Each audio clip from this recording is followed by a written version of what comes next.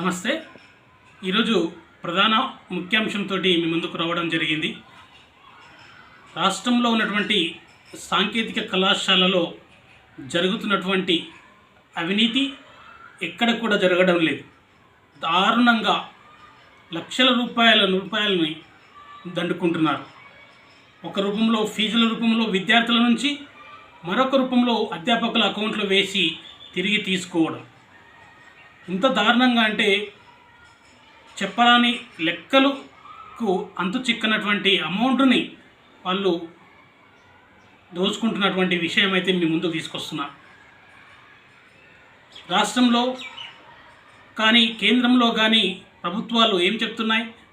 Digital payment salaries చేయాలి, అంతా కూడా డిజిటల్ పేమెంట్ ఉండాలి అని చెప్తున్నప్పుడు మరి ప్రభుత్వాలు ఆ విధంగా చెప్తూ ఉంటే వీళ్ళు ఆ విధానాన్ని పాటిస్తూ ఏసీ అకౌంట్ల నుంచి మళ్ళీ వెనక్కి తీసుకోవడం, అది చెక్ల రూపంలో అయితే ఏంటి, లేదంటే స్వతహాగా ప్రత్యక్షంగా అకౌంట్లకు వెళ్ళి డ్రా చేసి తీసుకెళ్ళి ఇవ్వడం అయితే ఏంటి, ఇన్ని రకాలుగా వాళ్ళు డబ్బులను స్వాహా చేసుకుంటున్నటువంటి విషయం మీ ముందుకు తీసుకొచ్చినాం.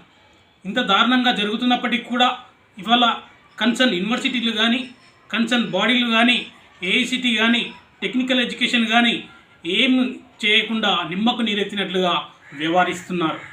ఇప్పటికైనా ఆలోచించి టెక్నికల్ ఎడ్యుకేషన్ శాలరీస్ విషయంలో, ఉద్యోగుల యొక్క శాలరీస్ విషయంలో పకడ్బందీ చేయాలని చెప్పేసి విద్యా హక్కు చట్టం 1982 ప్రకారంగా అధ్యాపకులకు వేతనాలు చెల్లించే విధంగా చర్యలు తీసుకోవాలని చెప్పేసి మేము తెలియజేస్తున్నాం.